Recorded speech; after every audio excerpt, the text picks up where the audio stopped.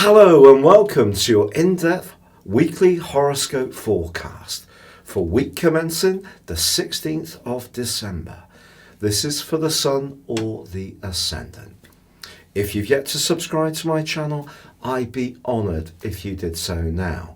Please click or tap on the bell notification symbol on the desktop version of YouTube. As this week begins, the wonderful combination between Uranus and Jupiter continues.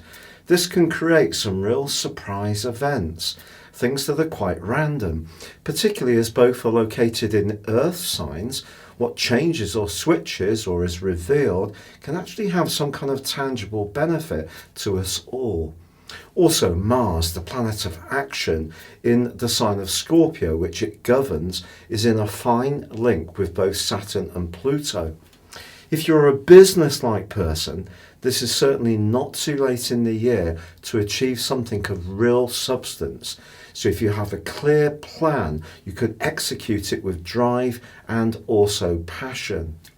It is true that in the second half of this week, Mercury is in a right angle with Neptune. This is a bit more tricky. So if there is something that you're trying to assimilate that is more factually based, don't rush. Someone could tell you something that's exaggerated or not quite true. So if you're buying anything, particularly a late Christmas gift, then do proceed with a little bit of caution. Now, Thursday sees a quarter moon in the sign of Cancer. And this just suggests that as we're trying to spin all the different plates that this time of year often demands, that we do prioritise on the things that are most important. Friday, though, has a lovely convivial vibe as Venus, the planet of love and also of relating, moves into the friendly and democratic but sociable sign of Aquarius, a perfect transit for the seasonal festivities. Yet as the week draws to a close, we do have the winter solstice, which occurs on Sunday at 4:19 a.m. in the UK. Just after that, the Sun makes its way into the sign of Capricorn, and it too is going to be reaching out in a positive angle with Uranus. So as we come to the end of this week, there's still that chance that something can just break or happen in a way that we're not expecting. Uranus is very much about surprises, but it's also about freedom and independence.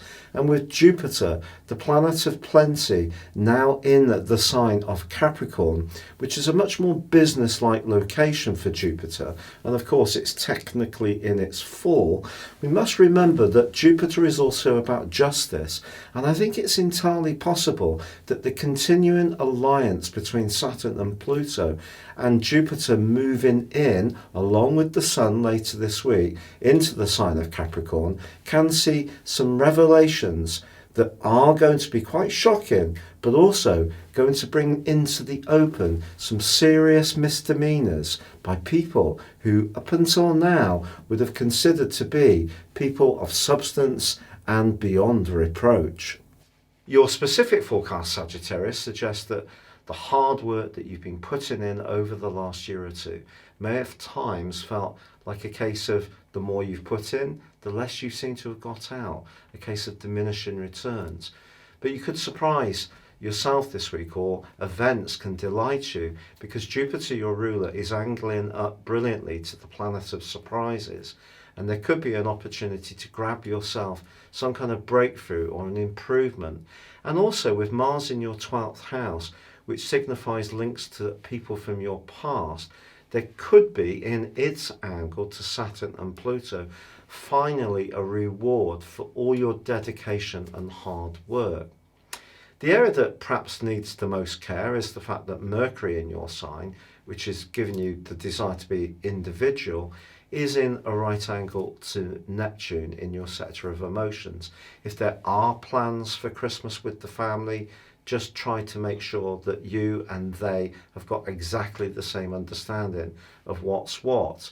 With the Sun moving on Sunday into Capricorn and joining up with the gathering of energy we have in that sign, I think generally you are going to be much more conscious of your values, what's important to you, but also your budget.